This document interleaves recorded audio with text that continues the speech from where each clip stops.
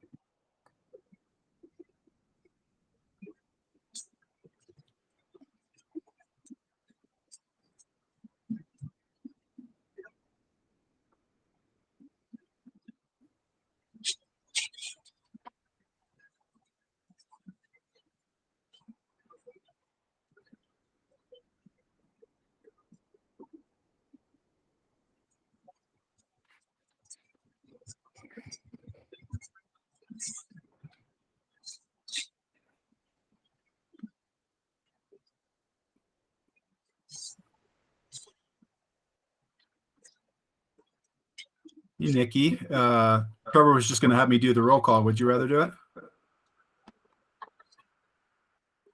You're on mute. Please feel free. Thank you. Okay, I will. All right, I'm ready. So we'll start with Nicole Bailey. Looks like she is not present. Andrea Chiriboga-Flor. She is also not here. John Connolly. Here. Oh, wait, I think Andrea just joined. Oh, yep. There she is. I see her. She is here. We were just doing the roll call. So I'll go ahead and mark you as present. Captain Dittman. Good afternoon. Thank you. Trevor Forbes Here. is here.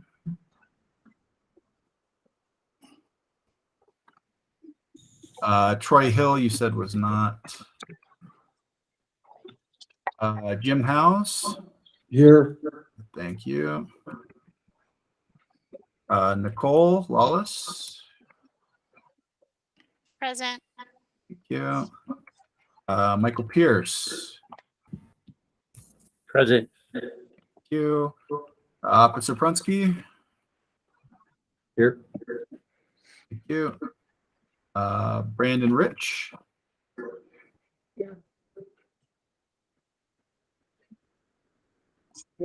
Brandon, I see you. You're here.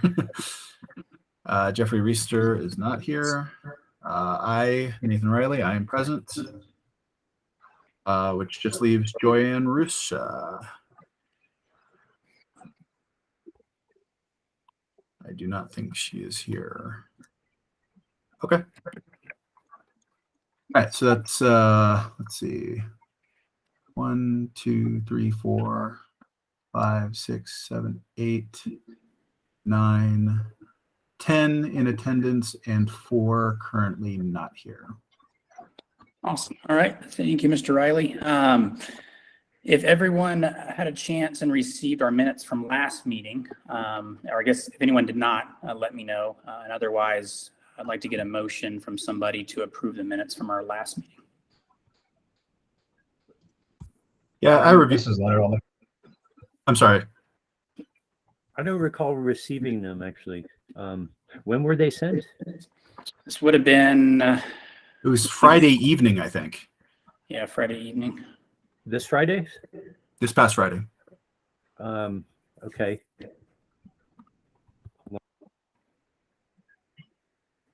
Yeah, it was the minutes and the agenda both.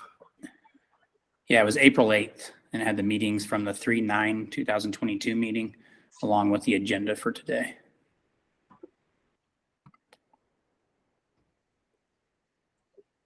I did not receive those. It's possible that the old email address that was the wrong one for me might have been used. Maybe so. Oh, you know what? That's probably what happened because your last name's P-E-I-R-C-E, right? Right. Okay.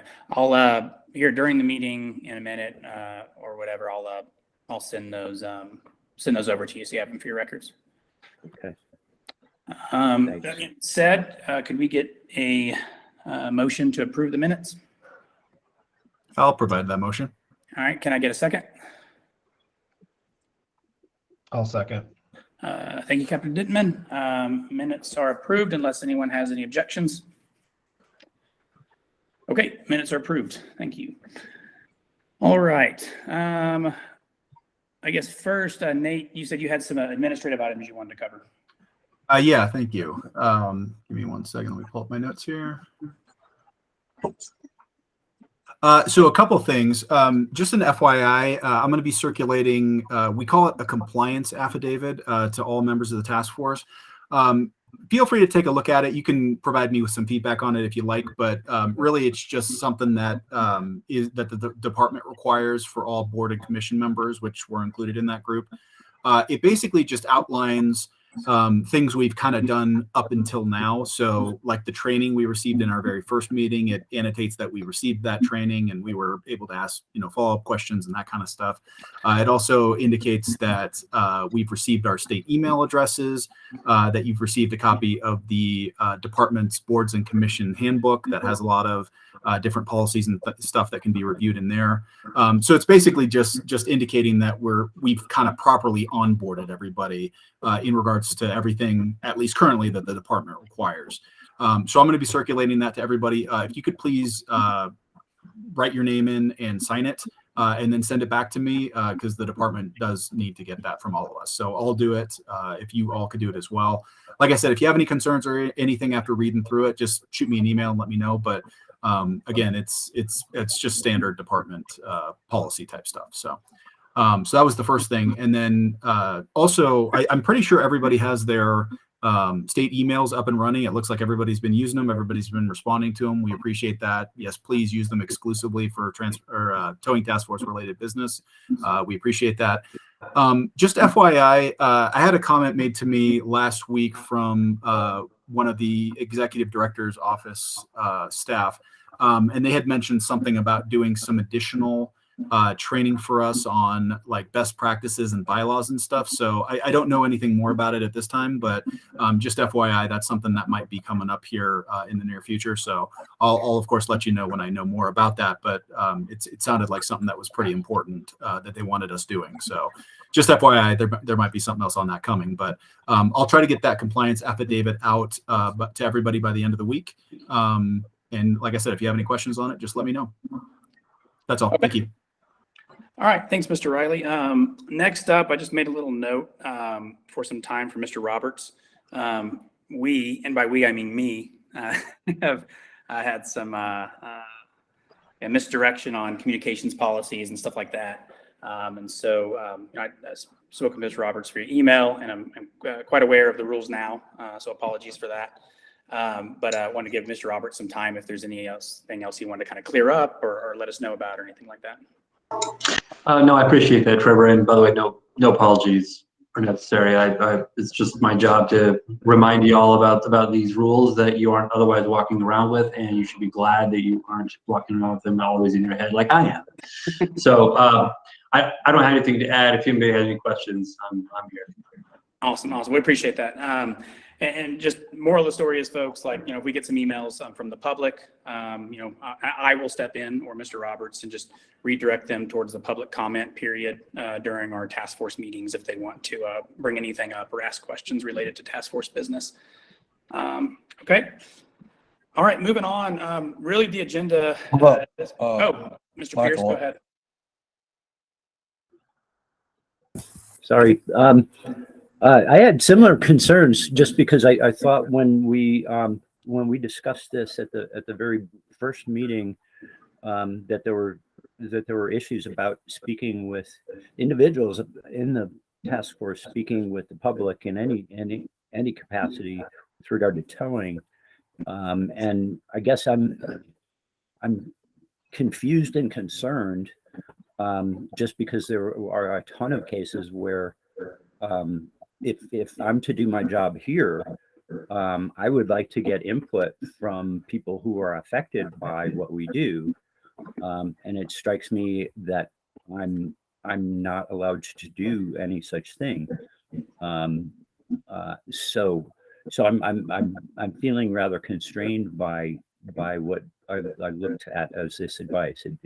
It seems like it's not allowing me to solicit input. It's not allowing me to hear input. And so I'm quite confused. Guess that'd be a question for Mr. Roberts. Thanks, Trevor. I can respond to that. So this is a question all about channels, all about communication channels. So you're free to communicate with members of the public about anything in the towing industry, except for anything that might be towing task force or it's what's called in statute policy making information or material.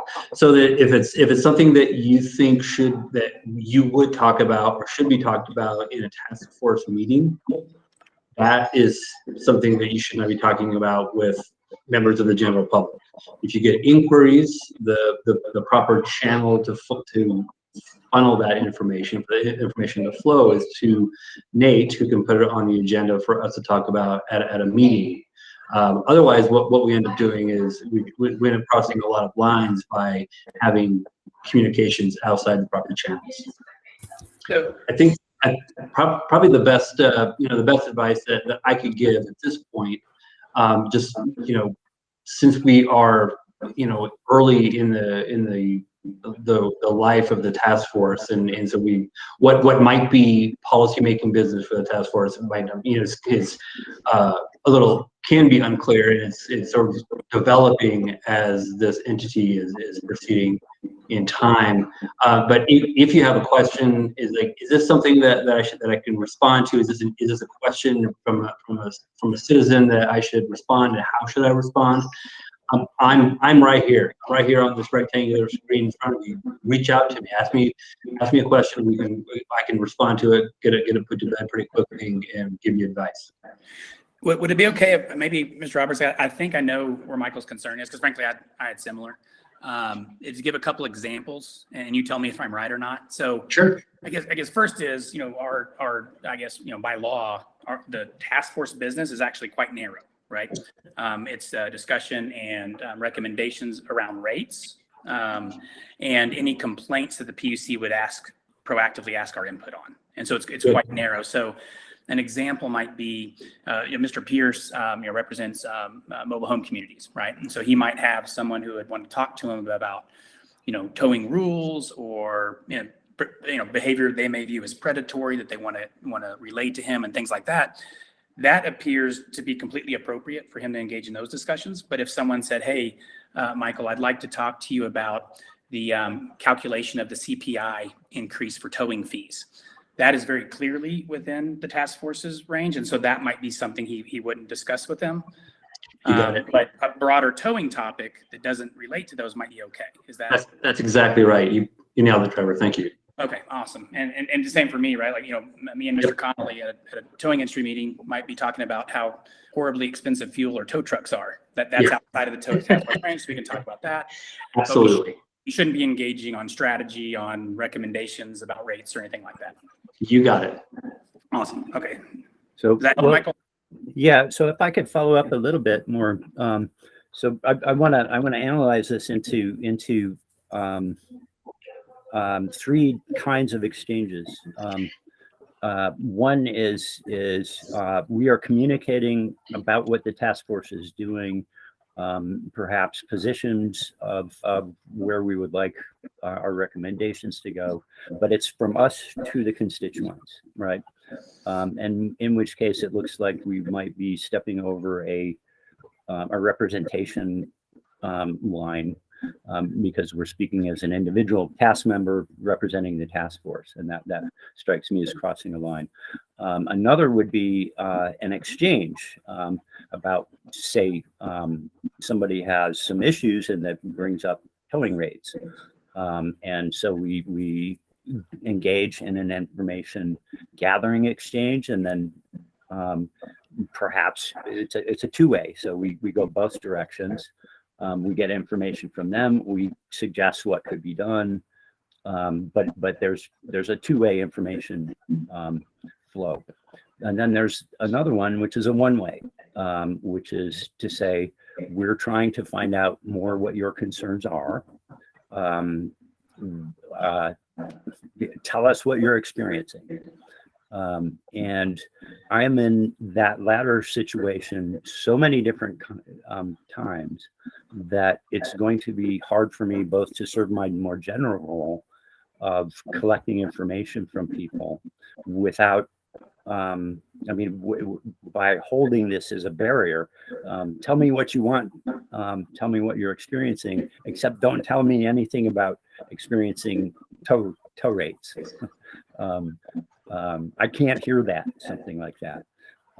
That's a peculiar barrier, and that's going to be a hard one for me to fulfill. And that's the one that I think I'm the most concerned about, because that's the one that seems to be more preventing my playing my role as a representative of a particular constituent group.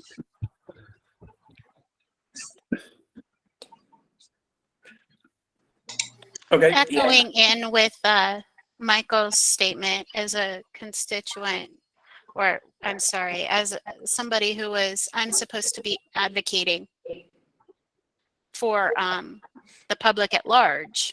How are we supposed to hear those issues? I mean, I don't want to refer everybody to come to this meeting once per month between only these very narrow hours to be heard. I mean, I should be able to listen to their complaints kind of ad hoc, correct?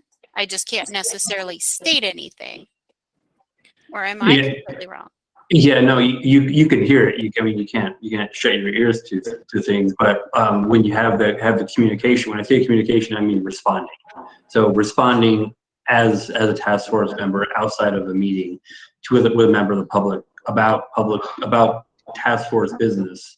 That's where the problem is. If you hear issues from your constituents, and this goes for everybody, not just the few who are speaking, and if it's task force business, rates and PUC recommendations and complaint issues, that's something for the task force. It shouldn't be just Nikki talking with a member of the public, but it should be for all the group here to be able to hear and deliberate upon before making a recommendation or making decisions. So if it is task force related business, which Trevor did a great job of outlining, its narrow scope. If it's outside of that area, there's no problem at all. If it's within those areas, those conversations need to be in this channel of communication from you to Nate. You put it on the agenda. We can talk about it as a group, make decisions, and still be within the bounds of the meetings law and any other laws that constrain what we do. Again, I just want to put it out there. If any of you have any questions on a case-by-case basis, hey, I have someone who asked me about X, Y, and Z. Is this something I can respond with? How can I respond? If you don't have my email address, I can put it in the chat. You just reach out to me. I'll respond, and then we can kind of get to the point of understanding what is okay to communicate, what is okay to respond with, and what might not be. Nate, you have your hand up. I think you're on mute, Nate. You're muted, brother. Sorry. Nikki, did you want to finish up? It sounds like you were starting to say something. Yeah, I was trying to clarify further. So if a group or an entity is complaining to me about XYZ, and it does involve the things that we are tasked with, which I think is valid as, an advocate for the public, and they say, I've got this tow bill, whatever, I can reply by saying I can take that to the task force and put it on the agenda, correct? I mean, I don't have to just cut them off and say, sorry, I can't hear that. That's what I'm trying to clarify. No, thank you. Yeah, I appreciate that. No, I don't want you to cut anybody off at the knees when they have complaints. I can talk to you, shut up, go away. That's not what I'm advocating at all. It's just you have to say, I can't respond to that. I can't speak to the task force.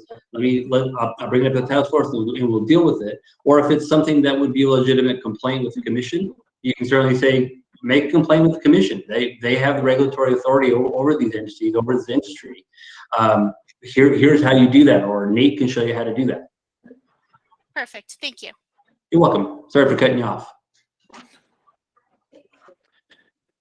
Okay, so if we don't have any more comments on kind of administrative or communication policy issues, really as you saw on the agenda, I just kind of have it open. So it's kind of time for any member who has something they want to discuss or ideas they want to bring up or topic they want to explore, and let's do that now. Mr. Riley, I see your hand up. Just kind of as a follow-up to the discussion we just had, I know John had been mentioning certain things to be sent to me to be listed as agenda items. Trevor, I know you have been putting together the agendas for our last few meetings, which I know I have appreciated you putting those together and circulating them. And of course, I recognize that, and then I put it up on the website and all that stuff.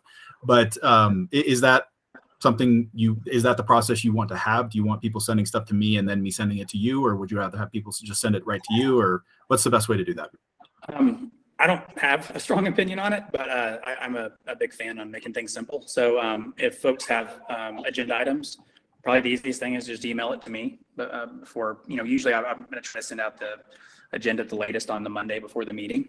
So I think as long as you get that to me by then I can stick it on. Even if it comes afterwards, I can just kind of amend it real quick and say, hey, we're adding this agenda item. So yeah, I'm happy to take them directly. And I do appreciate, Trevor, you getting the agenda to me like right before the weekend, leading into the week we're going to have a meeting, because that gives me plenty of time to make sure to get it up on the website and all that. So I do appreciate the timeliness of those. Okay, great.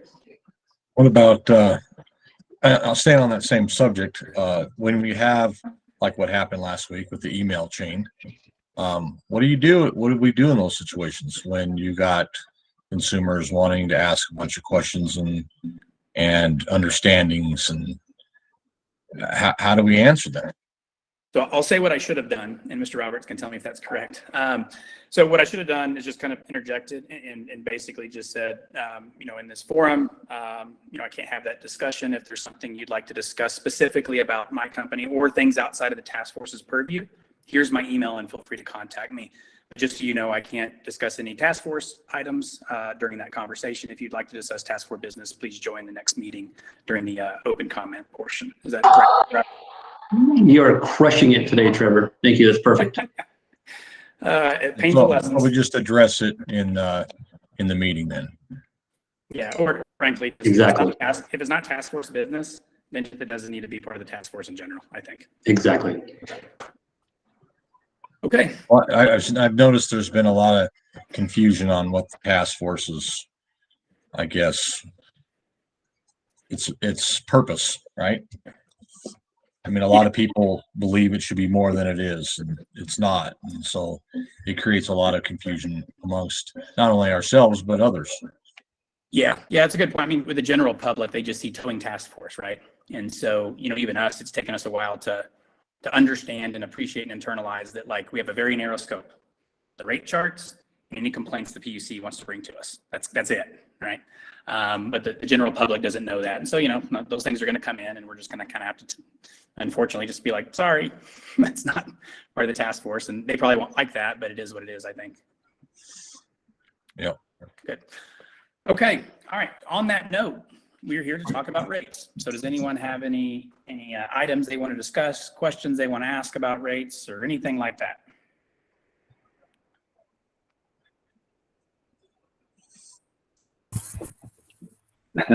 I hate to make things difficult still. So when we're talking about rates, and I'm still a little confused about the extent. So super narrow would be just we can name prices. That would be the very narrow version of talking about rates.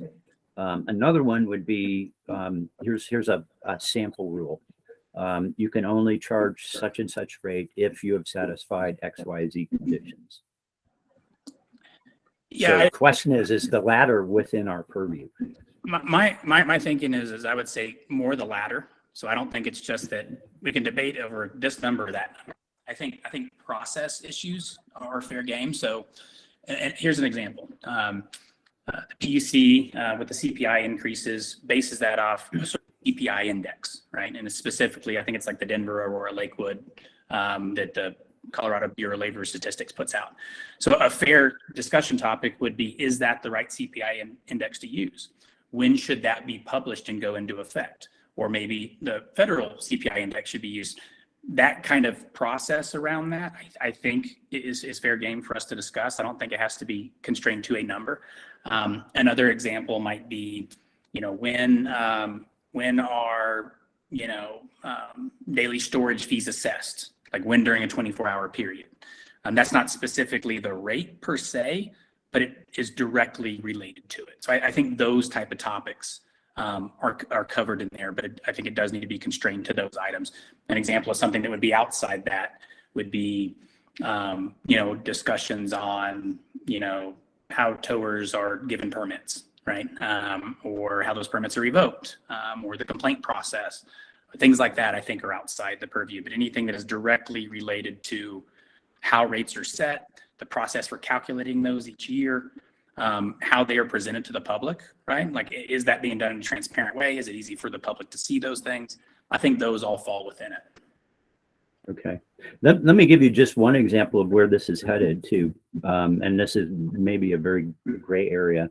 So there have been concerns raised about conflict of interest with some carriers signing contracts with property owners where the property owner is not the instigator of the tow, rather the towing carrier is given agency to tow on behalf of the property owner, and if the carrier sees incidents of rule infractions.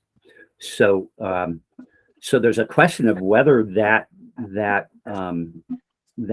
agency sets up a conflict of interest, in which case being able to be reimbursed per tow ends up being problematic, because you're acting as an agent for the property owner, but you have this incentive to tow and to get paid by the amount of infractions that you find.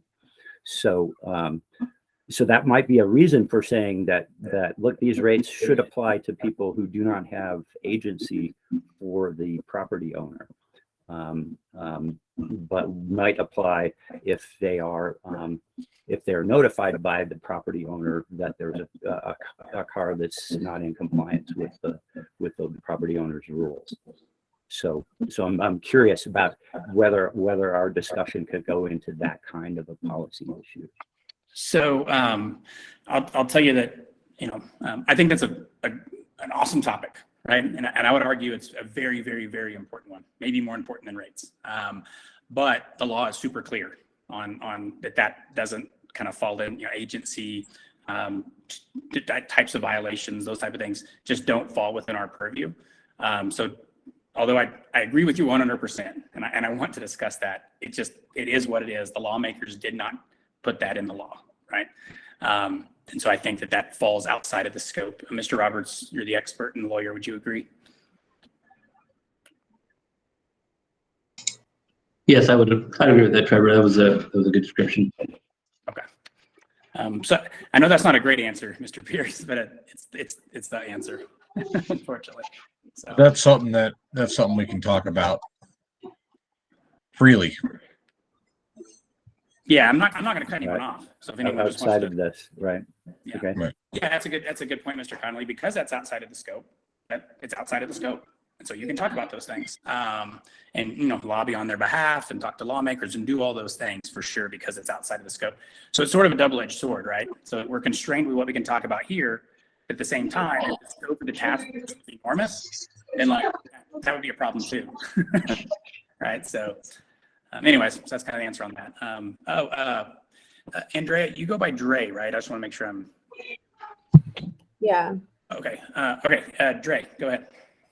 So I apologize if this was discussed in the last meeting. I wasn't able to make it, but what is the current rate? Like, how was that decision made? Like, was it made based on like the average number, like the average rate that like tow companies currently charge? Like, I know the PUC is able to get those financial statements if they want from tow companies. So yeah, that would be helpful context of how that number came about.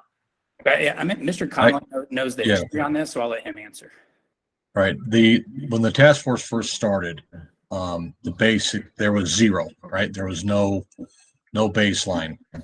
So what we did is we went through and we got costs, how much everything cost, how much, everything from how much did a tow truck cost, how much did fuel cost, how much did employees cost, insurance, everything, pretty much the books of a towing company, figuring out the costs of everything they had, and then figuring in a percentage of profit margin, figure in the loss ratios, and all that come together, and we kind of built an algorithm that kind of dissected it all and gave you a base rate. And then what we ended up doing was just rounding down to the nearest even number. And so that's how the original pricing was determined. Then we tried to get increases. The industry tried to get increase because obviously as time goes on, things change. Insurance goes up, all the costs go up. So we were trying to get a raise. The problem with PUC is their process to change rates is a very long process. It takes the fastest it's ever been done in the last 2 decades is 2.5 years. So they, on the last rulemaking, which took almost 3 years, was to set up just a basic CPI increase across the board. And even though that doesn't address insurance costs or equipment costs or things like that, it covers your employee costs. And so this is the first year that we have actually got a raise from the CPI. It's only been in effect for 2 months. So there's not enough data there to say, is it working or is it not working? The problem with the CPI is it can go up or down. So if the CPI goes down, then the towers are going to lose money. So it's the worst of two evils. How do you get a raise quickly to kind of match what's going on in the world versus waiting 2-3 years? And how this problem happens is like currently today. If you go back 6 months ago, fuel was half the price as it is today. And when you're talking a tow truck, the average tow truck gets 7 to 8 miles to the gallon. When you spend $5 per gallon of fuel, it's drastic numbers. So, just in my current company, when you're spending $40,000 every 2 weeks in fuel versus 6 months ago, you're spending 18 to 20. So that's drastic. So trying to adjust your rates in the consent world, it's easy because it's all consent towing. So you can adjust your rates as the flow of expenses go up and down. In non-consent, it's set. So trying to figure that out is always difficult. The one thing that we haven't done since 2015 was go through and actually plug in all the numbers of what costs actually are. And if we took that same formula and went through and plugged in all the expenses that are today, the same way we did back in 14 and 15, the price of towing would be probably $100 more than it currently is. And that's the sad truth about it, just because the costs have just gone through the roof. In 2016, insurance hit the market over 300%. And that was never accounted for. And it also took from 2016 to basically this last year, well, year and a half, 2 years ago, to get that increase from 16. So that's why the CPI was introduced into the current process. Okay, thank you. Does that help it a little bit? Yeah, and I'm curious, what, like, do you have a set rate of like what the profit margin percentage is? Well, there was a set rate in the first algorithm that was, I want to say it was 7 to 10% at the time, but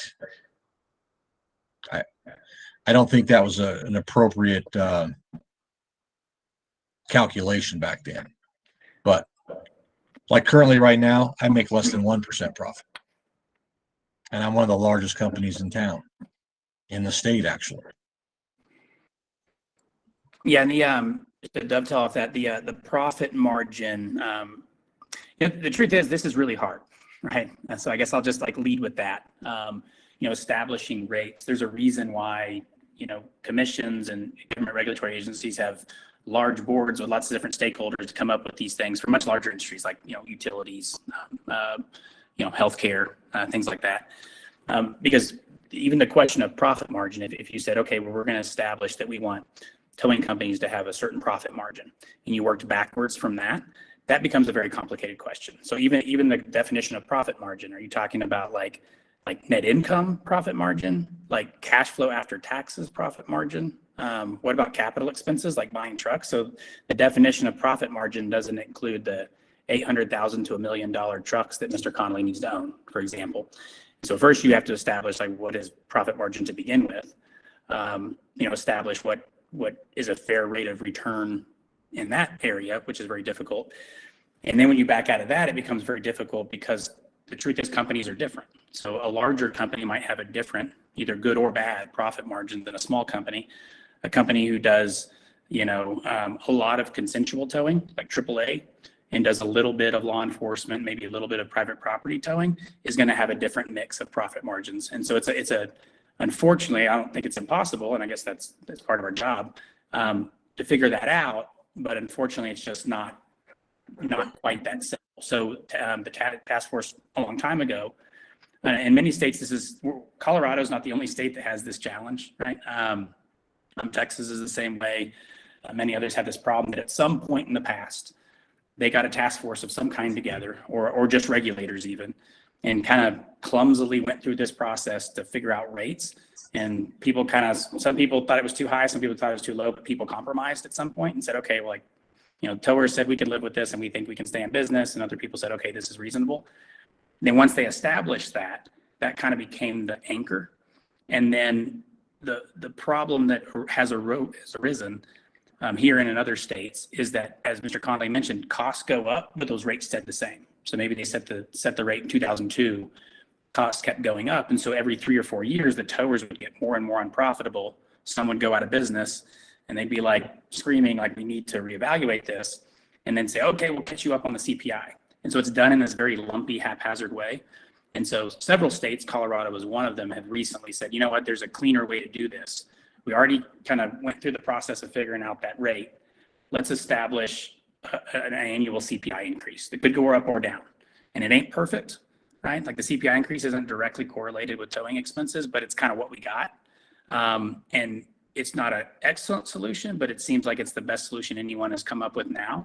But maybe we can come up with some better solutions for that. I think Nicole Bailey had mentioned, I think in her first or second meeting, that just the question is the CPI increase the right one? Or is there some other benchmark out there that a government agency or a trade organization or something creates that we could use instead? But it's not a great process. So, Mr. Riley. So, when you think about, rates for a particular industry, there's a lot of things you need to consider. And so, I've been trying to think about, good resources and things we could use. And maybe this is something, John, if you want to elaborate a little bit on it, because you were part of the task force at the time when this this happened. It was my understanding that I want to say it was back in 2015 when the PUC expanded its authority into the tows of vehicles that were, greater than 10,000 GVWR. And part of, the research that I believe was done at the time when the task force came up with those initial recommendations wasn't there some kind of an incorporated, it was like a study or something from Utah that was used?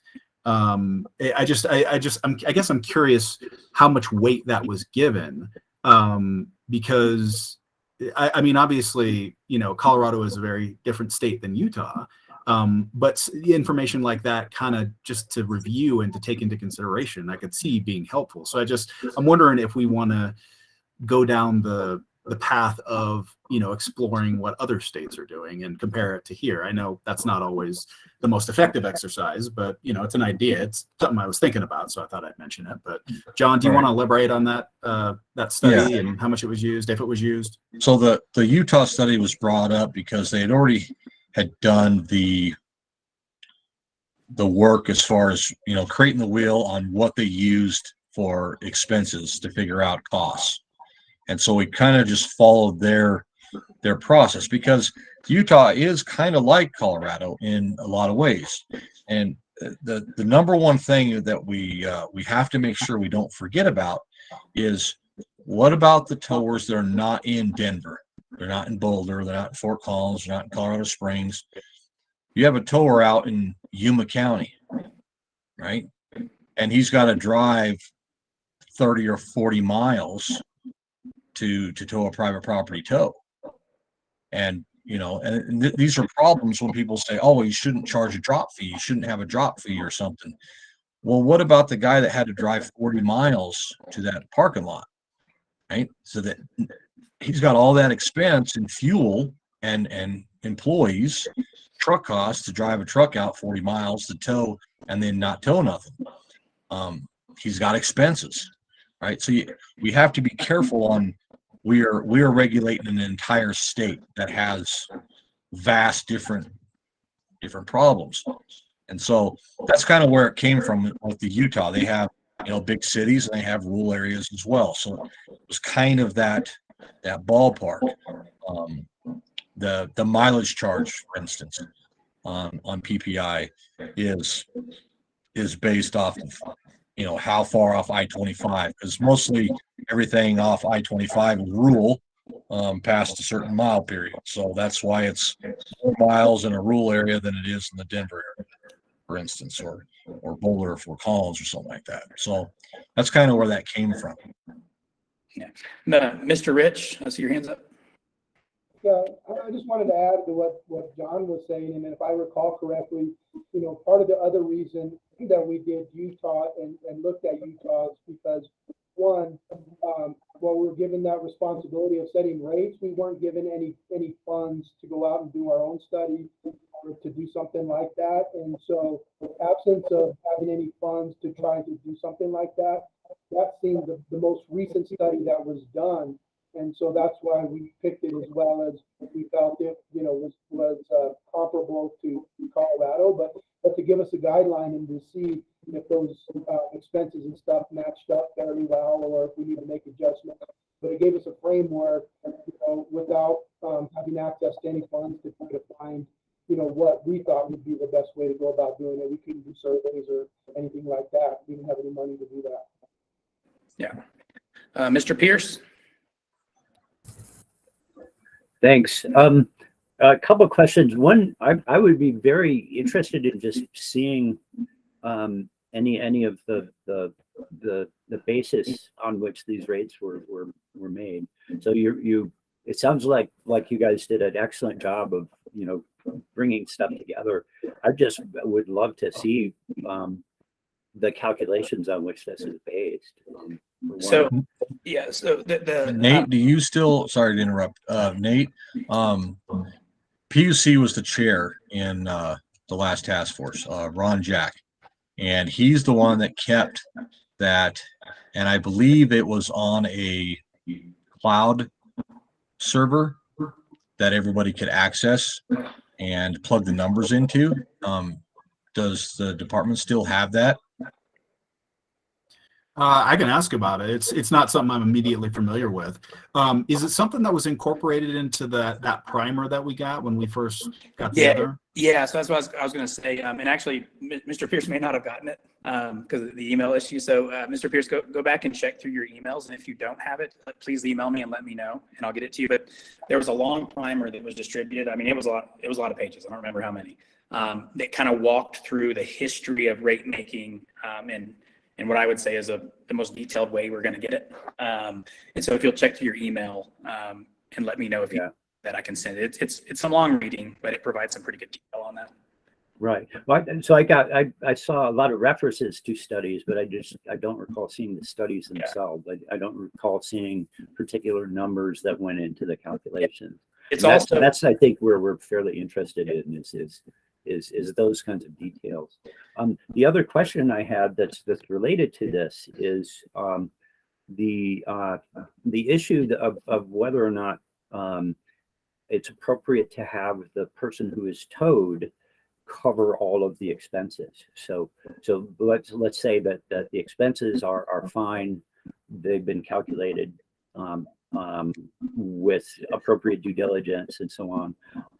But that then there's the issue of whether or not the person who is towed should pay all of that, and possibly whether the private property owner might need to bear some of that. So whether or not there should be some cost sharing going on. And this is especially relevant given the potential fluctuations of your costs, where if your costs are going up in these radical ways, I still have difficulty with those costs being immediately borne by the person who's being towed, because oftentimes they're the party who's the least able to cover that cost. And I'm curious whether in your practice there's any sort of contracting with the private property owners to cover some of the costs of these tows, rather than having them all being borne by the person whose car is being towed. Mr. Riley, I see your hand up. Just circling back real quick on that primer, that is on the website. So if you want to take a look, it's attached to the agenda minutes for the February 9th meeting, because I believe it was pre-circulated prior to that meeting. So that it's right there for anybody who wants to look at it. So yeah, that was, like I said, if you just go to the Towing Task Force meeting, or excuse me, the website, and I'm going to link it here in the chat real quick for everybody if you want to jump in there. So there's the website for the Towing Task Force. And then if you just scroll down to the bottom, it breaks out, that's where the recordings of our meetings are. And then under the agenda minutes, it lists all the documentation. Like once the minutes are approved, I upload them to the respective meeting date. And then once I get the agenda from Trevor, I upload it to the same thing, the respective meeting date. And like I said, if you click on the February 9th, there's a few different attachments there. So there's like our rules, and then, statute about the task force. And then the primer is one of the items in that list that you can download as a PDF if you want to look at it. So. Gotcha.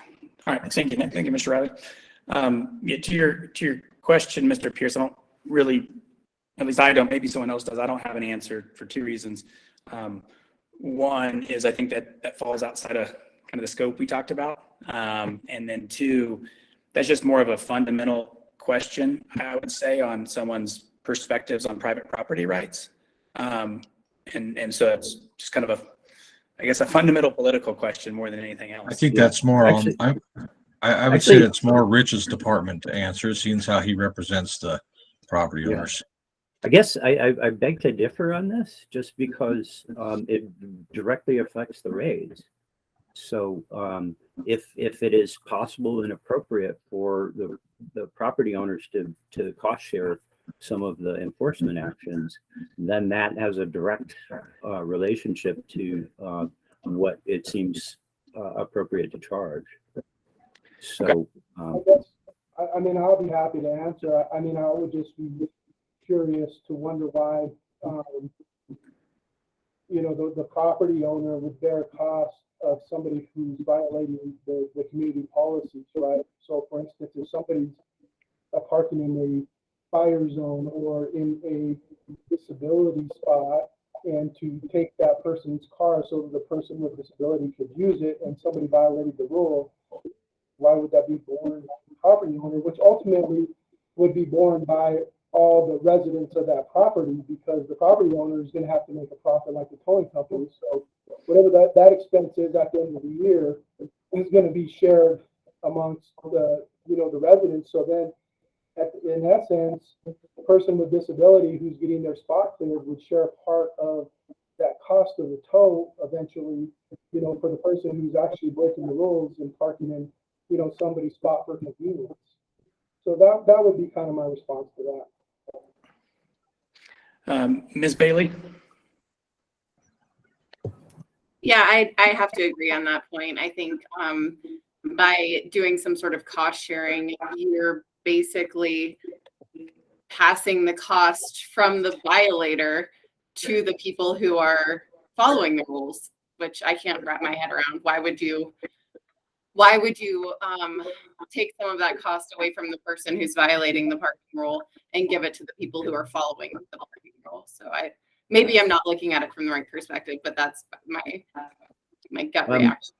Heck no. Well, just in response, one of the reasons why is the rules themselves. So if you have rules that are, say, what you just described, what I just heard, say you're parking in front of a fire hydrant, right? Or you're blocking some access. So that might be an appropriate rule. Another rule would be don't park on the grass, right? And somebody, their car is towed because they've parked on the grass. That's the kind of instance where the person, yes, has violated the rule, but the nature of the fine and the fee is so much higher than the egregiousness of the offense that the charge ends up being just unreasonable. And that's the kind of case that I'm thinking of, where the actual rate charged to the violator, it's not clear that they really should be paying that because of the nature of the rule that they have violated. That seems to be more on the property owner. If you want to have that kind of a rule, you ought to be paying for some of the enforcement for that kind of a rule. So those are the kinds of cases that I'm thinking of where the expense. I'll respectfully disagree. I think it's an across the board. There are rules in place. You choose to participate and be a part of the community, and in such you agree to the rules that are in place. But that, again, agree to disagree. I don't think it's I don't think it should be considered on a case-by-case basis or a rule-by-rule basis. I think it's, you're part of a community, you agree to the rules of the community, or you choose to live somewhere else. No, that's the biggest problem with mobile home parks, is the people do not agree to the rules. They do not have that ability. The rules are whatever the park owners want them to be. In mobile home parks, there is no ability to participate in setting those rules. There's almost no ability to object to the rules. And typically, because you're at the lowest end of the economic spectrum, you don't typically have another place you can even move to. And so you end up being cornered by these rules. And because they're not HOAs, because there is no requirement that there be due process, the rules in manufactured home parks are allowed to be made by the owners at will. All they have to do is give 60 days notice that they are changing the rules. They don't have to get any feedback. They don't have to get any buy-in. So that's a serious difference between what you're describing and the reality in mobile home parks. So real quick, and then I'll hand it over. I think Mr. Rich has his hand up.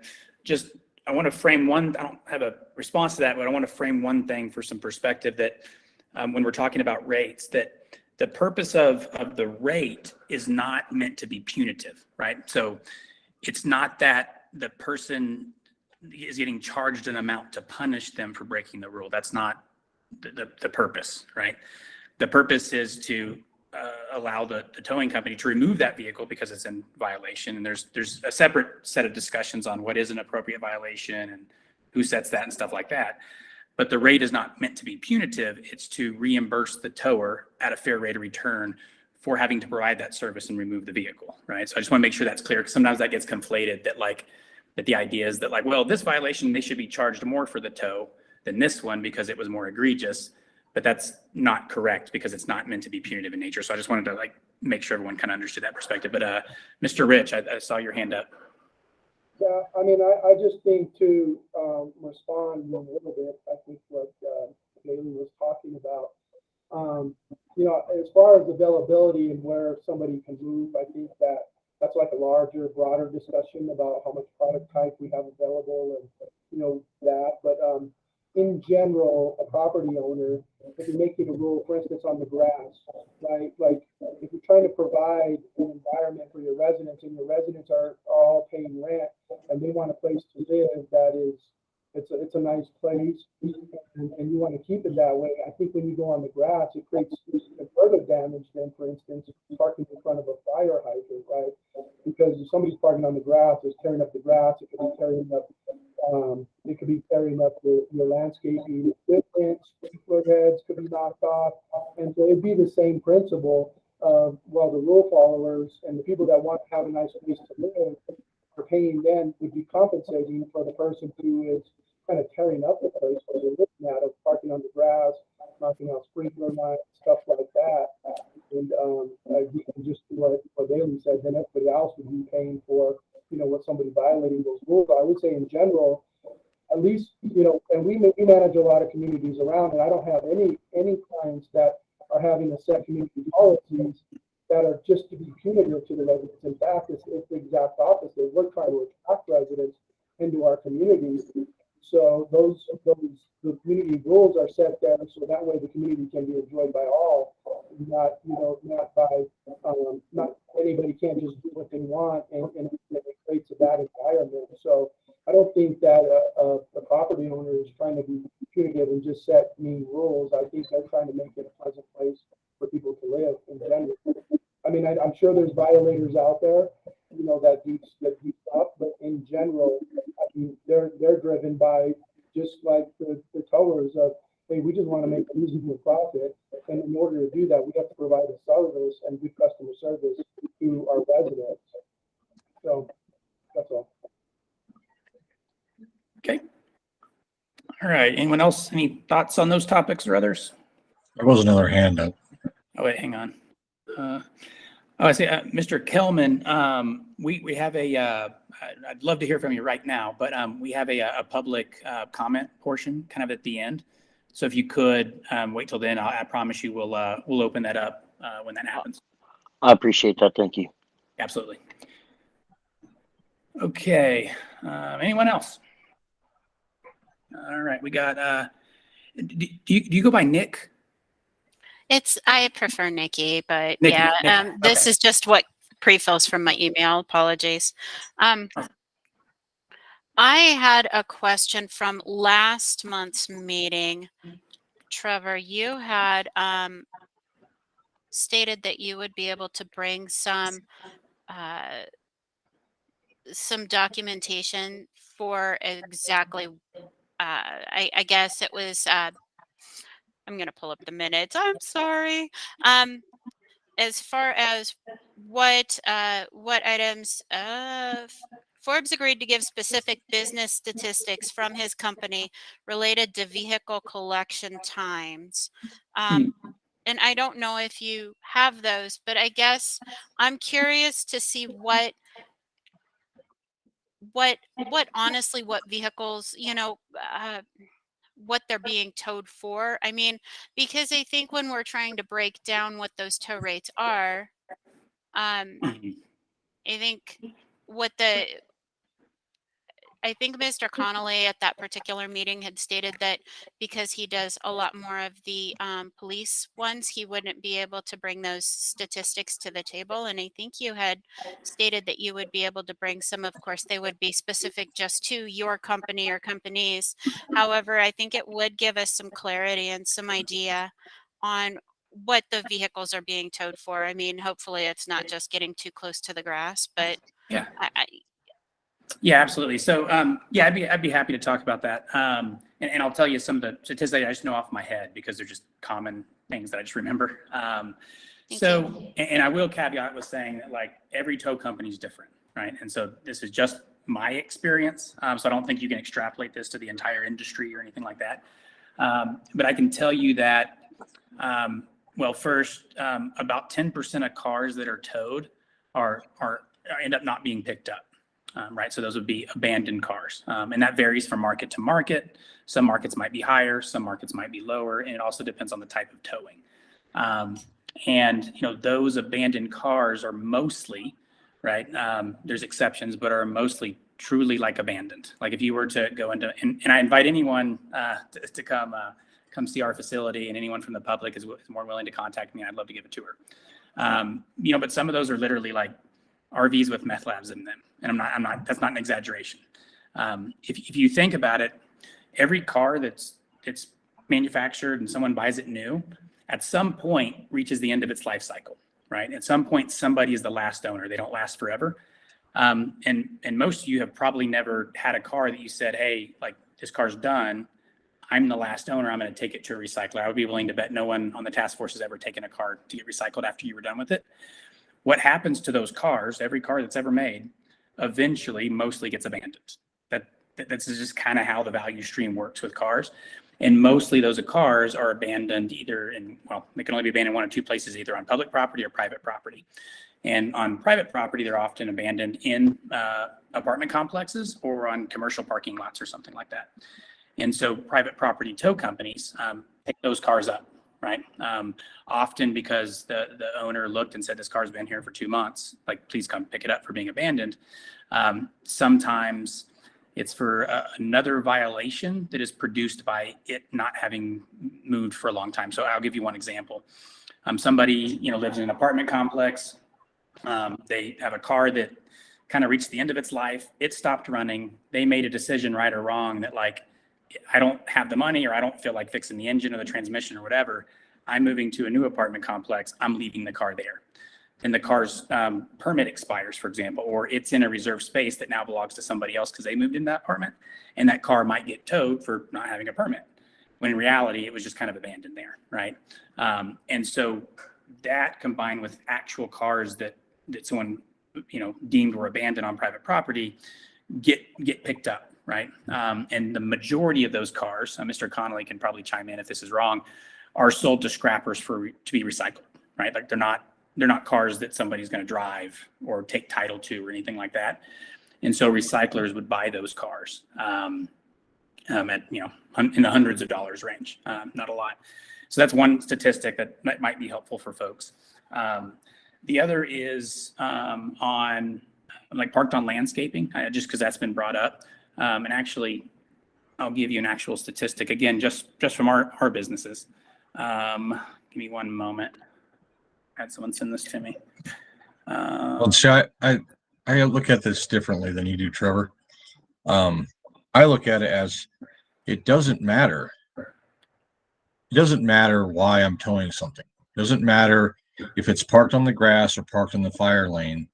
It doesn't matter. To me, the tower is the tool.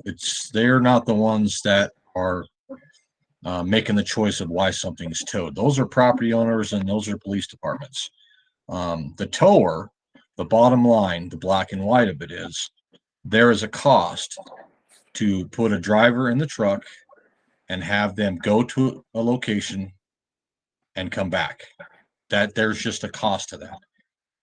That's what the rates are set on. The rates are set on the actual costs of why that truck is moving. How do you get the truck? How do you get a driver in the truck? How do you get from point A to point B? How do you get the job done?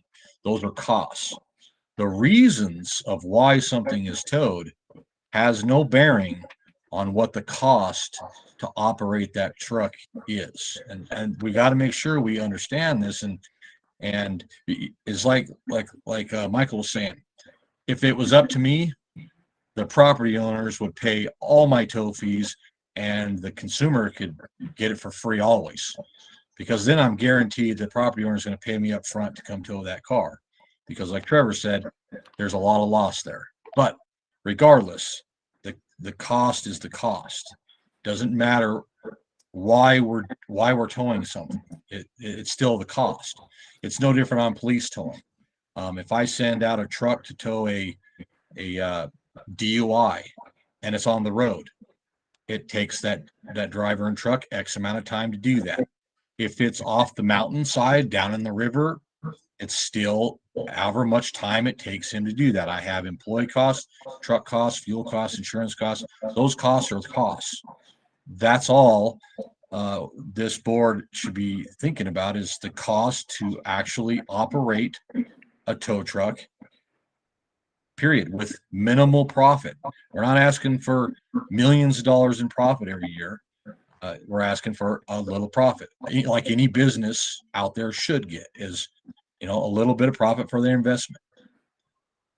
Yeah. And Nikki, just to follow up on that question again, I don't know that it applies to rates per se, but like I said, I want to be an open book. So in 2021, just the businesses I'm involved with, the number of tows that were parked on grass or landscaping as the violation was 0.72%. So a little less than 1 in 100 would have been towed for that violation.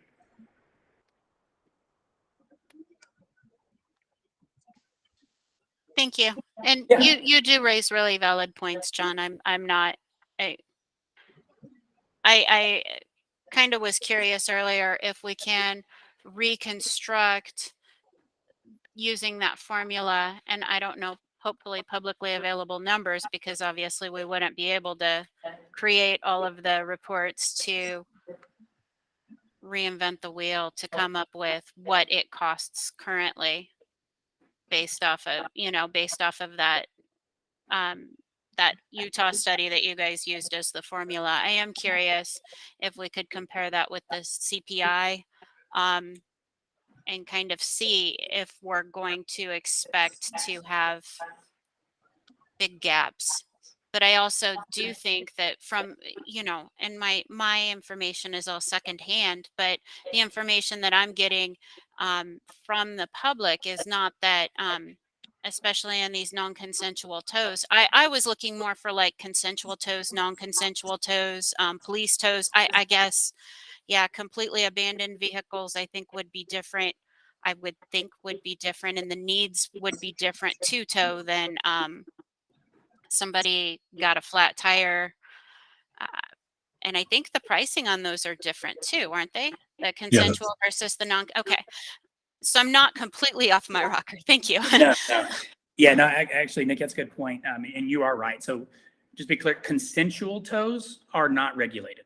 And most people would believe, I think, that they should not be.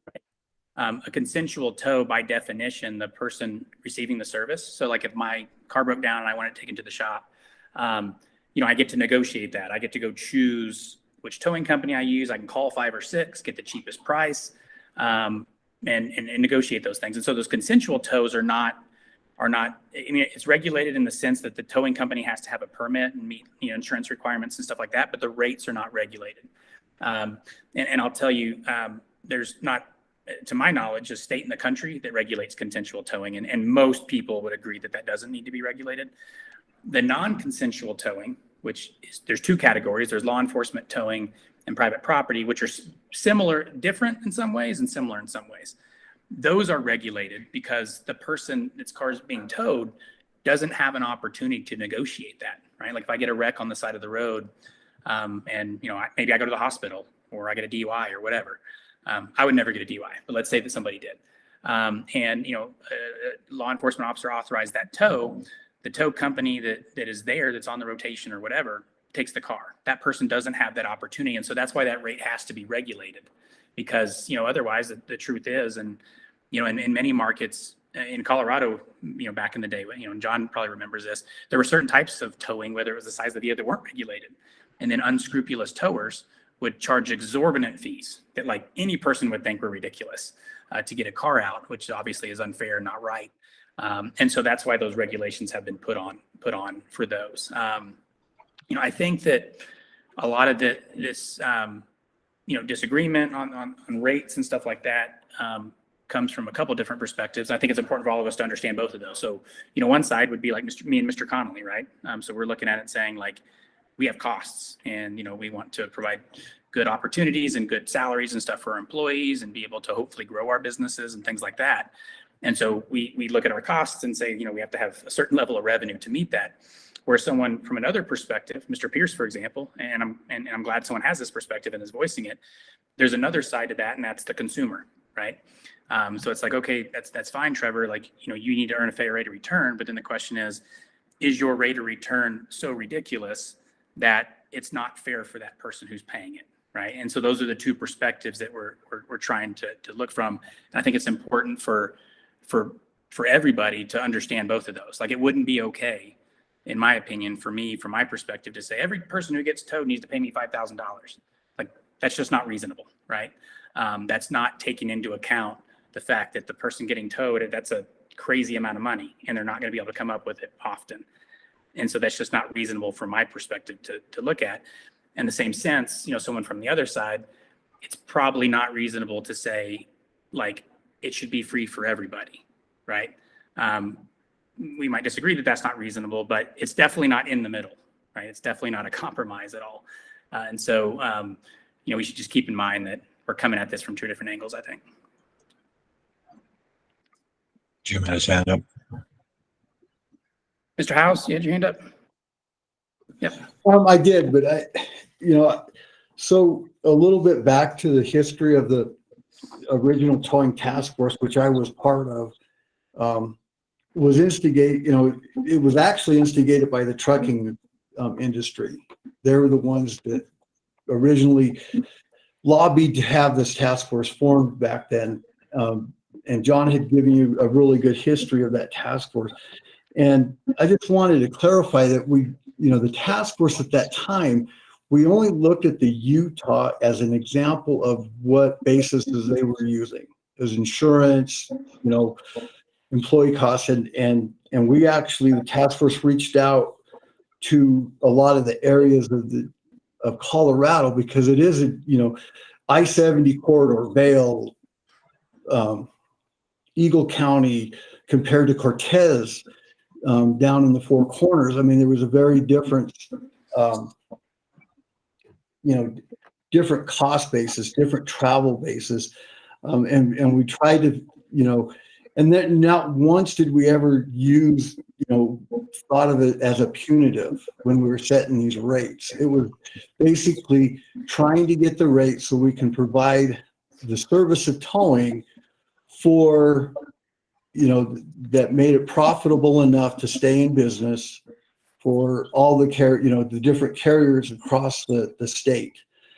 And I know, Trevor spoke about this, but not once during that original rate setting did we ever think of this as punitive. It was only how can we keep towers in business to provide the services that are needed across the state.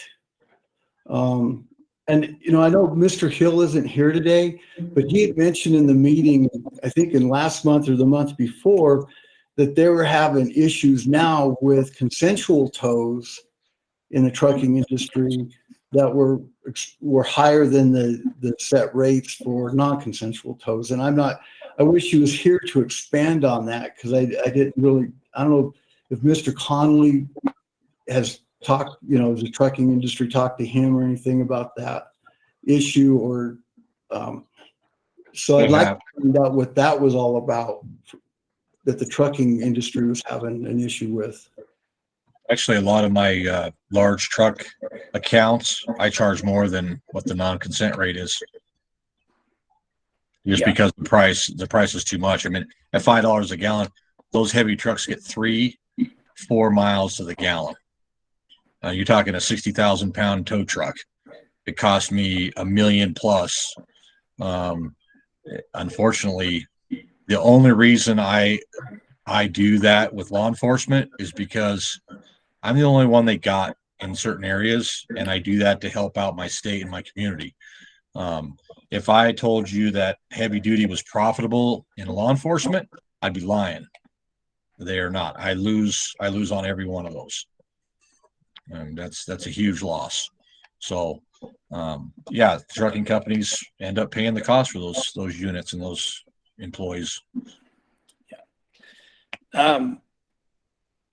Nikki.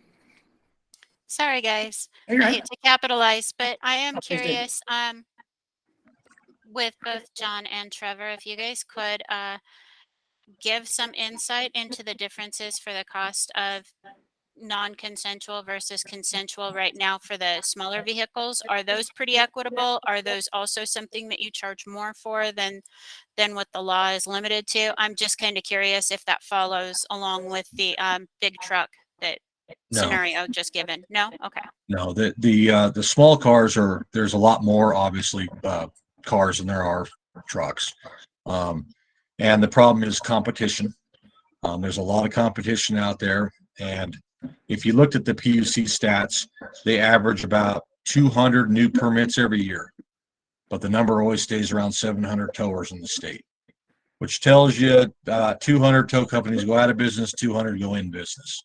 So there are a lot of companies out there that'll tow cheap. They don't have the proper insurance. They don't have the proper workman's comp. They don't understand towing. They damage a lot of stuff. They go out of business.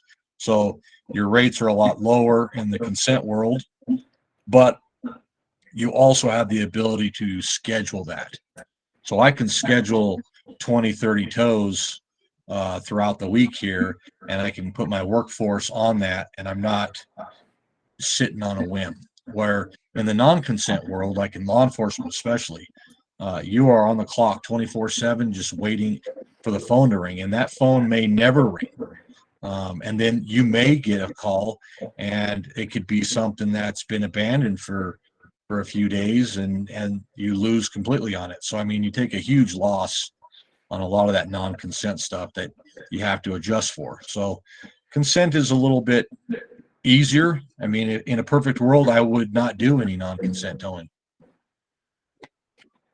Yeah, and real quick, I'll answer your question because you asked for both of us. I'm gonna turn over to Captain Dittman. So this is a general rule, not necessarily true, but when it comes to small cars, often a consensual tow doesn't involve impounding and storing the vehicle. So that's one very, very real difference between the two, right? So, you know, a non-consensual tow is almost always going to involve the vehicle being impounded, you know, a whole like legal process of notifications and VIN searches and all these. There's a lot of legal requirements and procedures that have to be followed. You store the car, and then you also have to have a group of employees 24 hours a day for security to make sure the car's okay. You have to have actual facility you pay rent on, and then you have people who release the car to the insurance company or whoever comes and picks it up. So it's like a whole section of costs that a consensual tow, the easiest version is, like I said, you know, my truck broke down at my house and I want to take it to the dealership. He's just picking it up and taking it to point A to point B, and he can kind of schedule that. And frankly, it ain't that dangerous, right? Whereas, you know, non-consensual, especially non-consensual that's law enforcement towing, is extremely dangerous. I think, you know, once a week, a tower's killed on the side of the road. In the private property space, like there's been 2 tow truck operators murdered, like while on duty by people who were mad that their car got towed or something. And those pay a lot more money, right? Like if someone's job is extremely dangerous, it follows that they're compensated at a higher level. So the consensual and the non-consensual are often extremely different things. And so that's why it's very difficult to kind of put the two together and say, okay, well, like the rate should be the same. And it's like, well, not really, right? They're quite different. I don't know if that answers it, but I hope it helped. Mr. Captain Dittman, I see your hand up. Yeah, thank you. And please, it's Leonard. I thought I would just piggyback on that a little bit, maybe, and offer a little bit of, I guess, a show and tell from the State Patrol's perspective when it comes to non-consensual tows. and maybe it'll benefit the task force, maybe not, to get a little bit more reasoning as to those price differences. And I'm not going to speak specifically to the price differences, but what I will speak specifically to are some items from the State Patrol that we require of our towers.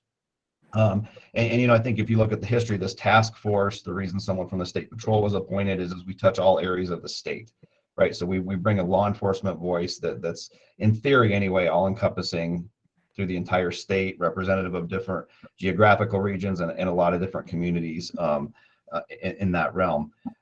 Now, specifically with law enforcement tows, and if at any point I'm telling people stuff you already know, please just raise your hand, because I don't want to keep us too far off track or anything. But we put an extra burden on those folks that tow for us. It starts off with a vetted application process, an inspection of all their business practices, which includes a comprehensive compliance review from our motor carrier safety section. It involves, we require certain specific requirements for their yards, fenced, 24/7 access, holidays don't matter. We require certain response times and incidents. We require, we'll drop in and do surprise inspections once to two times a year. There are times we will ask mowers to hold vehicles for us that are evidence. And that's a big one, because we don't have facilities to do that within the State Patrol. So some of our towers will have dedicated spaces that have to be secured for criminal investigations. And I think just as a reasonable person, you can assume when the price of land is what it is in Colorado, and we're asking folks to sit on a car for a criminal case that potentially might not even go to court for a year, 18 months, 2 years. And even after that, there's an appeal process. So when I worked in one, as an example, when I worked in one of our field troops, it was not uncommon to have a car sit for 3 to 4 years in a tow yard because it's still evidence in a criminal case. So those are just a little bit of the reasons why, let me just back up. Those are some of the things that we require of our towers. And so we look at the towing community, the towers that tow for the State Patrol, as an extension of our public safety mission. We hold them to higher expectations and standards. We've openly supported a different rate for non-consensual law enforcement ordered tows. And I think we would continue to advocate for that based upon what we would call our business needs. We consider our towers partners. They sit on First Responder Safety Task Force with us.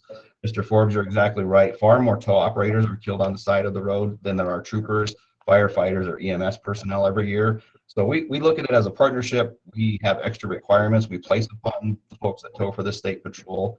And it is an extension of our practice. I can't imagine going to clean up a 30-car pileup on Interstate 70 and not having anybody there that we know has to be there within 30 minutes to start pulling those cars off the road for us.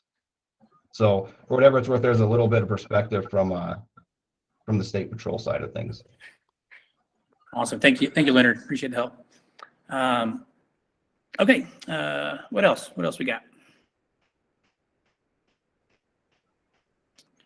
Well, do you guys want to do, we could get basic information for costs today's market. I just ordered up a truck that's supposed to be delivered here next week. So I'll have a price on a brand new carrier that is designed to tow cars. That'll give you a price on that. My insurance renews here June 1. That's a little bit away, but I might be able to get a preliminary or give you last year's insurance, what it costs per truck. We can get some of that information out there of what that might help, or to give you guys an idea where we're at about the CPI, because like I said before, if we use the same formulas and the same costs before, the rate would be more than it is now, guaranteed. Yeah. Mr. House? Yeah, I can put together, 5% of our business is the, towing industry, and I can put together a analysis of the cost of insurance compared back to 2015 to today's current cost. Actually, that'd be helpful, Mr. House. Sorry to interrupt you. That'd be super helpful, because you think about it, there's a fundamental question we have, right? That is the CPI index correct? Like, is that the best we have? I'll Seeing how that compares to CPI would be super interesting, actually. put something together and get it to you at least, before the next meeting, so you can post it on the agenda and get Awesome. it out to everybody. I suspect it's going to make me very sad when I see it, but would love to. Yeah, it's not good. Yeah. Andrea. I guess this is a question for the PUC. Have financial statements been collected from tow companies that like also could be useful, so we can get a sense of like what is the like average, like what are the range of like all the costs, right? And if not, like I would love to, it would be great if that could be collected on a regular basis and be made public. And then the other thing, like I think in one of the meetings we discussed submitting what our like 4 recommendations would be, like from each board, each member. So I'm wondering, like, when is that gonna happen? Like, yeah. And like, are we able to send that through email? Do we have to actually like just discuss here? So I'll answer the last part and then I'll turn it over to Mr. Riley. So if and it's not limited to 4, right? So unless someone has a better idea, I'm going to keep this like pretty open. So if someone has like specific kind of recommendations or topics or agenda items they want to talk about, then Andrea, just email them to me before the next meeting, and I can stick them on the agenda, and then we'll have something specific to discuss. So that'd be great if you could do that. Mr. Riley. So in regards to the question about financial data from the towing carriers, I know we have somewhere in 4010.1, I can't remember the exact site, but there is a mechanism in there whereby the PUC can request from towing carriers that financial data, which we can use, in conjunction with whatever else we might have in these kinds of discussions. I don't know if we've ever invoked that provision before. I think we've kind of relied on individual rulemakings and the records that are created under those proceedings for tow carriers to submit that kind of data. I'm sure there's some in previous rulemakings where towing carriers have submitted that kind of financial data to outline, especially when we're talking about when these particular rulemakings are talking about rates. I find it hard to believe that that's not something that was an input into that record when the towing carriers have made their arguments as to why prices may need to be increased, like allowable maximum prices may have needed to be increased. But I can look a little bit more into that. The other reason my hand was raised is, just talking about the overall, CPI annual adjustment, mechanism. Again, it is pretty new. It came up during a rulemaking that was started back in 2019. And it kind of made its way through its stages, and I guess there was enough support in that rulemaking. I wasn't personally part of it, but I know that there was enough support in the rulemaking for the commission to agree to it and put it in rule. And we've kind of been cleaning up the mechanism through which it is applied, which actually isn't technically even finalized yet. It should be finalized here in the next month or 2, I suspect. But it is pretty new, and so I would just, if we're going to discuss whether or not it's appropriate to have that be in the recommendation, to keep it in or to not keep it in. Again, it is something pretty new that the commission is exploring. And another thing to consider is obviously it's tied to it's an inflation adjustment is what it is.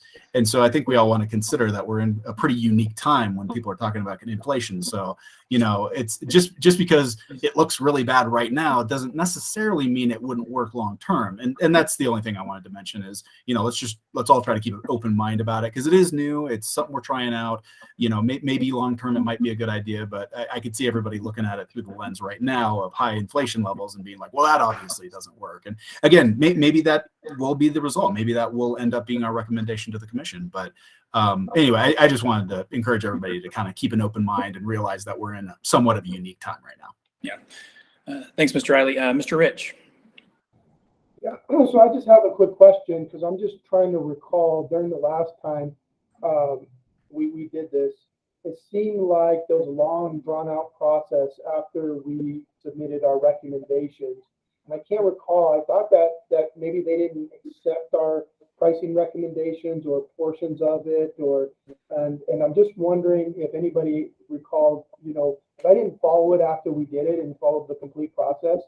And I just want to know that, and the reason being is because if there was specific reasons why they didn't or did accept some of the recommendations, and we just looked at that to make sure that we don't make the same mistake of making recommendations and then they don't accept it because we did the same thing we did last time. And maybe that's not the case. Maybe somebody just arbitrarily decided that they wanted to do it, on their own, the judge and or the commission. But I just thought I would ask that question. So as we're going through this, I mean, if there's something that we could change to make our recommendations, more useful, then we probably should. Yeah. Absolutely. Okay. Nikki. I just had a quick question for Nate based off of what he said. The CPI and any pricing changes may be not fabulous this year, but I'm curious if it's something that we can see historical data and kind of see what that formula would look like going back 2 or 3 years, what those costs would have been 2 or 3 years. And then with Trevor and John, we could maybe compare that and see if that's in line with what those costs were. And again, kind of aggregated against that formula that was used to see what, if we were resetting the pricing today, what that would look like. And again, just in an effort to kind of compare what the real costs are versus what the real prices are. Yeah. I'm trying to think how it would be difficult to take an entire, well, I'll just say it'd be impossible to take an entire, what you call a P&L. It's like an income statement, and go through like kind of each expense. But, and maybe this is what the last, study did, but you could take the 3 or 4 largest cost inputs, right? Which for most tow companies outside of acquiring trucks are going to be payroll is like basically number 1, 2, and 3 is payroll. So labor costs would be one. The second usually is going to be land cost or rent. So how much you're paying to rent actual space for yard. And then the third is generally insurance. There may be some tow companies that this is very broad, sometimes different. So one option for us to do something that's we could actually accomplish is to look at the CPI increase from, call it, 2010, if you will, and then see if we can find data. Like Mr. Howes, for example, could provide us, data on insurance premiums and how those have increased over that same amount of time. We could take a look at land costs in, for example, the Denver metro area, and then we could look at labor costs. And there's probably some, Bureau of Labor Statistics on labor costs or something along those lines, and then check those and say, okay, did these big old costs that mostly drive profitability for a tow company, are they going up much more rapidly than CPI? Were they in line or are they lower? And that could be interesting. I think, I'm happy to open to suggestions, but to think that we could take the P&Ls for a bunch of different tow companies in Colorado and look at them and find out kind of what was happening with cost structures would be nearly impossible task. Because one, the chart of accounts, which is basically the actual naming of what you have different expenses, isn't going to be the same. It's like what my company might call recruiting expenses, for example, may be something completely different for somebody else. And so there's no way you could ever compare apples to apples. But those 3 big expenses, and maybe there's a 4th I haven't thought of, most people are putting them in the right buckets. And so I think we could analyze those. I think that's a doable thing, probably. I thought that the rates were just reevaluated. And if I'm wrong, please correct me, guys. But I thought these rates were just reevaluated like 2016 or something. And that's where I was just, if we could backtrack with that CPI indexing, whatever that formula is, to see how it compared with that price adjustment.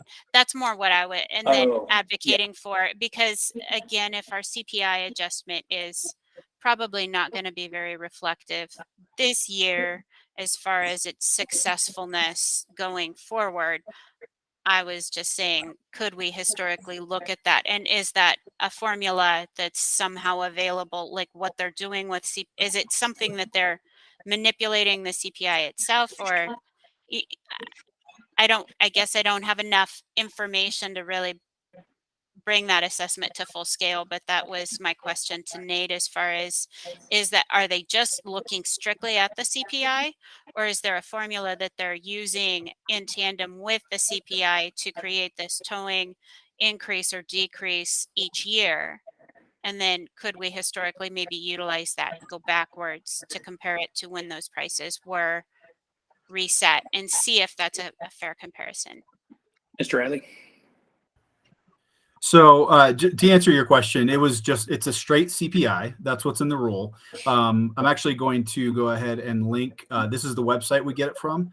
It's DOLA, the Department of Labor Affairs in Colorado. And this link that I provided is the exact place where we pull the numbers from. And so you can see, if you pull it up, it goes back 6 years. So it's got 2021 dating all the way back to 2016. I have talked with personnel over there, and it does come directly from BLS statistics. So that is what we use, and that is the percentage that we apply based on this new standard, which again is new. And then I also wanted to circle back on Mr. Rich's question on the previous report and how much it was used, and the whole commission accepting or not accepting recommendations from this body. It was my understanding, and again, I wasn't involved in that rulemaking. That was back when I was just a frontline investigator when that occurred. And I want to say it was back in 2015 or 2016. I want to say 15. But anyway, it was my understanding that report that came from the TTF, as associated with that rulemaking, was pretty heavily considered. They might not have taken everything that was in it, but I think most of the structure that we have now, especially, in regards to how it's broken out, by weight class of the towed vehicle, it's my understanding that was derived largely from that report. And maybe some of you that were on the task force back then can, weigh in additional. That was my understanding. And in regards to, the commission accepting or not accepting the recommendations of this task force, there's now a statutory mechanism where we have to report that. The PUC now has to report on an annual basis to the legislature and say what recommendations have been received, whether they were accepted. If they weren't accepted, why were they not accepted? It's a much more thorough process now than it used to be. So that kind of stuff is going to be a lot more accurately captured than it was before. So if that should come up again, where the recommendations are specifically not adopted for whatever reason, again, it's not going to be that it just is not, and we don't know why. There will be feedback on that. So. Yeah. And Nikki, I think also there was another part to your question, correct me if I'm wrong, that thinking like, okay, let's look back at when rates did change, right? So in 2017 or 18, I'm just making up numbers, that they did change kind of in that haphazard manner that I kind of described earlier, is to look at those changes and say, had the CPI increase been used, would we have arrived at a similar number? And so in other words, to say before the CPI, where we're at now, was that even sort of in line with what the CPI would have been? Is that kind of part of your question? Okay, so Exactly. Just trying to figure out. So we are tasked with evaluating the cost for towing, right?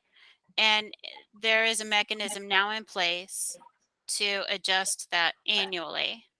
I am not sure that it will be a fair increase based upon the feedback that was given by you guys, frankly. I mean, I don't have a lot of other feedback. So I'm just curious, if it's not going to be an accurate or fair increase, do we want to reevaluate do we want to recommend reevaluation on maybe that 10-year timeline that John said was already kind of happening, that CPI is not expected to cover the increases because we're seeing so many other disparities in land and labor and the insurance. Do we want to advocate for price analysis on a certain routine basis. I think that all kind of, I believe it ties in with what we are supposed to be determining, because otherwise what's the point in us determining what these rates are if there's already a structure in place and there's already increases in place.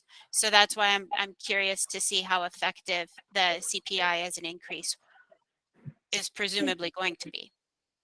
If that's clear as mud, I apologize. Yeah, no, and I think it is. You know what I can do? Is it just, I have the info readily available.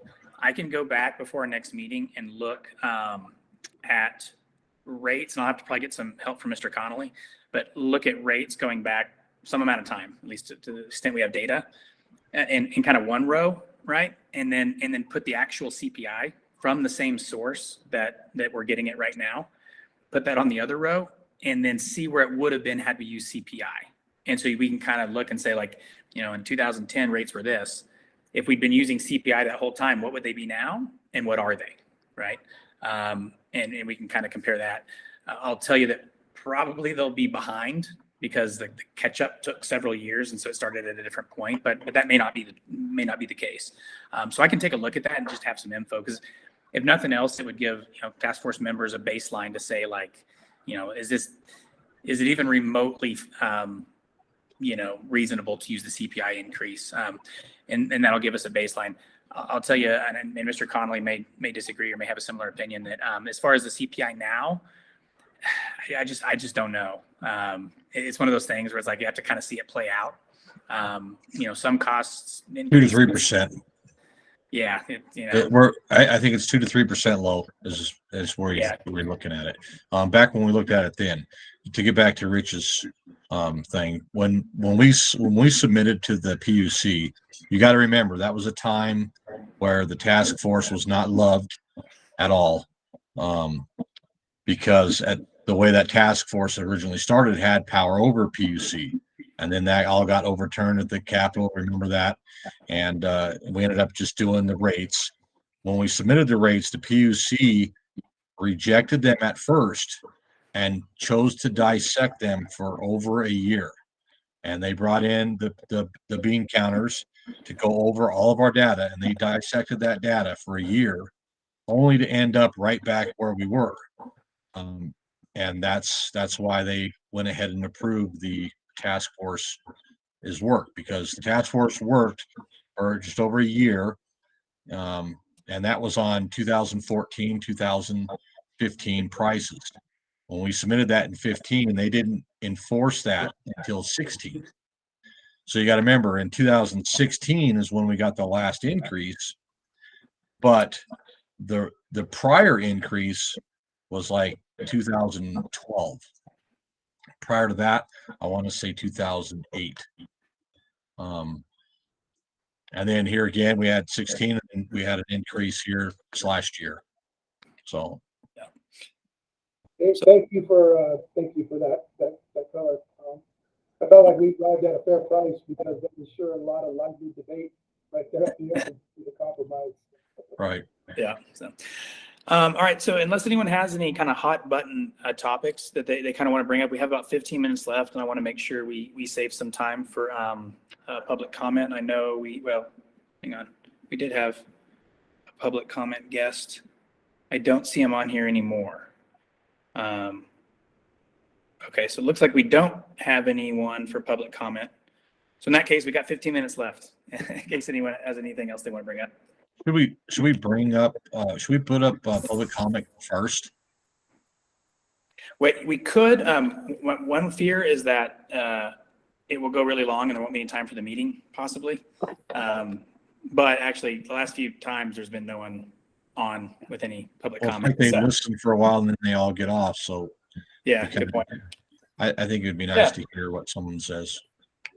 You know, I think that's a good thing to try. Like, unless someone has any issue with that, I'd be happy to try that next time. Does anyone have any problem with giving that a go? Okay, we'll try it next time. Mr. Pierce, your hand's up. Thanks. Let's see. So I want to say that I appreciate the rates being sensitive to the cost of the towing.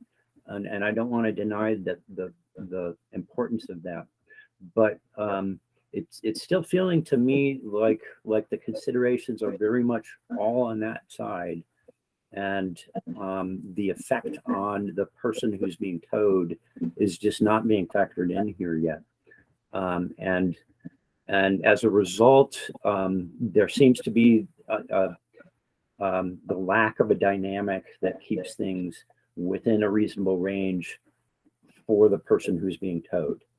And because there isn't the dynamic that keeps prices down for that side, the reasons that go into these rates just don't feel quite fully vetted to my mind yet. So I'm trying to find ways of reasonably putting in these counterfactors, like if we are raising rates that end up making the cost to the person who's towed so much higher than the egregiousness of their offense, then we've got a system that's out of whack. And I think you might appreciate it yourselves when you think about the regulations that you have to follow, when there's some reasonably intentioned regulations that say you have to do X, Y, and Z, but then that just throws your costs so high that you have to go out of business. You end up saying, look, the cure is worse than the disease here. And so I'm trying to raise that perspective from the towee's point of view, saying, look, I see these intentions, they're good, but look, what we are doing is not the kinds of rules we are violating are not worth that much expense to us, and we end up paying such a high rate that it's running us out of business. And so I'm trying to figure out how, and when we think of these rates, we can make sure that part of the rate setting is acknowledged in a reasonable way. And I'm not hearing that side being factored in yet, and because I'm new to all of the ways these rates are set. I don't have the clearest ideas yet.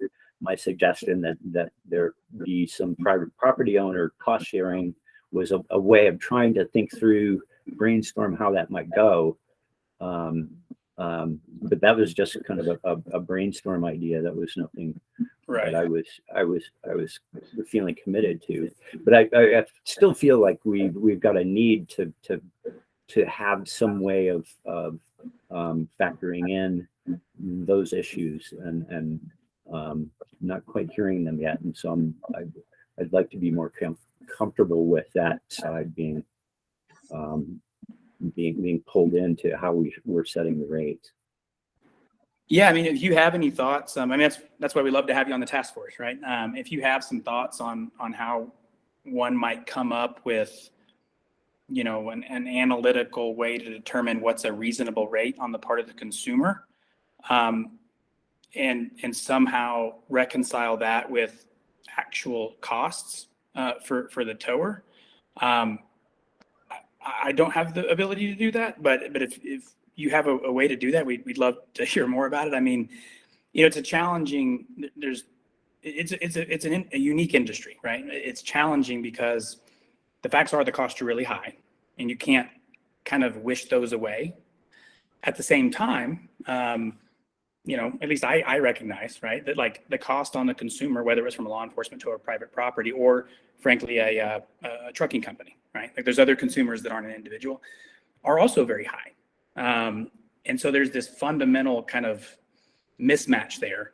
And it seems to me that unfortunately there's only a few options. One is the option that mostly every state in America has in place, is that the person who violated the parking rule bears the costs, right? because they're the one who has control over whether or not they violate that rule. An option could be, it's probably not politically feasible, but it could be that towers, enforce the rules and then they invoice the state government, and the state of Colorado pays the towing companies for the tows. Like, I certainly have no problem with that. I don't know that that's politically feasible, but that would be one option. And then the third option would be the one that you brought up earlier, which I think unfortunately is also not frankly fair or feasible, is to have the private property owner bear that cost, right? And an example that's used, because often we think of private property in this context as like a big multi-million-dollar corporation. Well, sometimes cars are towed from people's driveways. And so like if you had a driveway at an HOA and someone parked in front of your garage and you couldn't get out to go to work and that car had to be towed, you might feel very violated if the only way you could get it towed would for you to pay that tow bill, right? And so it's a tricky issue because there's multiple sides to the coin, but in fact the costs are there and we can't kind of wish them away. So I don't have, that's not a solution. I guess I'm just framing the difficulty with the problem. But Mr. Rich. So, I mean, I think that Mr. Pierce, has a very valid concern of what he raised. And I think that, that's why we have, all of this different representation on the board. And so, because we have different interests, right? So, for instance, you all want a fair profit, and some towers would probably love to have as much profit as they could possibly get, right? And so we have the different representation. I feel like I'm a little bit in the middle, while some are advocating just for the people that may get towed, like Mr. Pierce, right? I feel I'm a little in the middle because I need your services as a tow company, but I also need to protect my residents, because when you guys tow a resident of mine, ultimately, I don't make any revenue off of it. I make maybe one resident happy who the tow was, maybe inconveniencing or violating some of their rights, but then I make a resident unhappy. And so the more expensive it is, it's I got a even more unhappy resident, or maybe somebody that would move out because they felt like they were, completely violated and it wasn't fair to what Mr. Pierce said. So I think the way that we do it, even though we're not talking about it, is really trying to understand what those expenses are. And then everybody debates on whether those expenses are accurate, or, do we feel like we've got good data and numbers that we can, agree that these are legit numbers, or do we need additional information? And then upon that, like, what's a fair profit margin after that? And that's really where, last time a lot of the debate came into what numbers are we going to use, and is it that high, and or what profit margin should be? And there was, even between the insurers and the people that would pay some of the tows, and there was a lot of lively debate. And so I think that's what we do, Mr. Pierce, is really analyze the data and feel like we have a good handle on what costs are, etc. And then the debate starts on, okay, what then the rate should be, and then that's when everybody advocates for what their interests they're representing. That's just my opinion. Mr. Connolly. I think Nikki was in front of me. Oh, Nikki. I just wanted to ask a question about the law that is upcoming. If anybody, I know you guys are a little closer to the ties and would have a little bit more information on that, because in reference to what Mr. Pierce was saying, I think that some of the laws and some of those changes may make it a little bit more conservative and limit hopefully some of those tow tactics that are causing a lot of people the economic distress. So I was just going to ask if you guys had any information on that law, that upcoming law, and give details, but I know I have to jump off in about 2 minutes. So I can't speak in great detail because I'm not the one writing the law or voting on it. But I will say that it does contain some very or thorough provisions, I guess, that address what Mr. Pierce has brought up, and what you brought up is addressing violations, right? Like, what violations would you tow for in this situation, and when do you need to warn people and when do you not? And I'll tell you that from what I've seen, the amended version of the bill addresses those things in a way that, you know, will have an impact on the towing industry, but we think is fair and reasonable.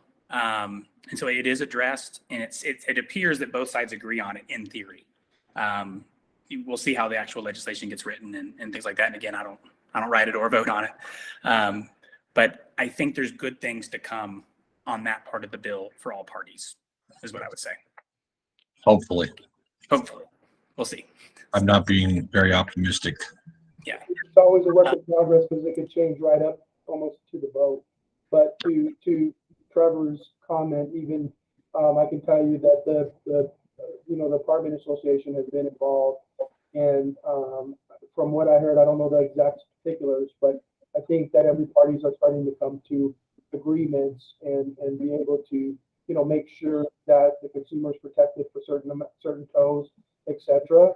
And still be able to protect the other consumers who might be violated by people that are violating certain parking policies.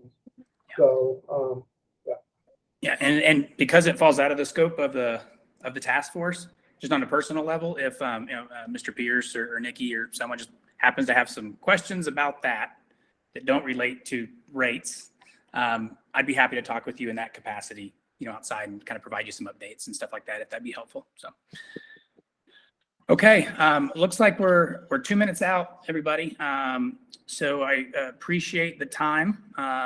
Let's plan on doing the same. What is it? The second Wednesday of the month, next month.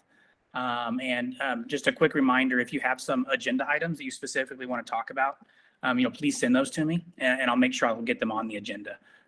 Which doesn't mean you can't bring them up during the meeting as well, but would be happy to officially put those on. So I hope everyone enjoys the rest of their month, and we'll see you in a few weeks. That'll be May 11th for everybody, from 2 to 4 p.m. Awesome. Okay. All right. Thank you, everybody. Someone raised their hand. Officer Prunski, what's up? Yeah, I just wanted to, because wasn't there someone who for public comment?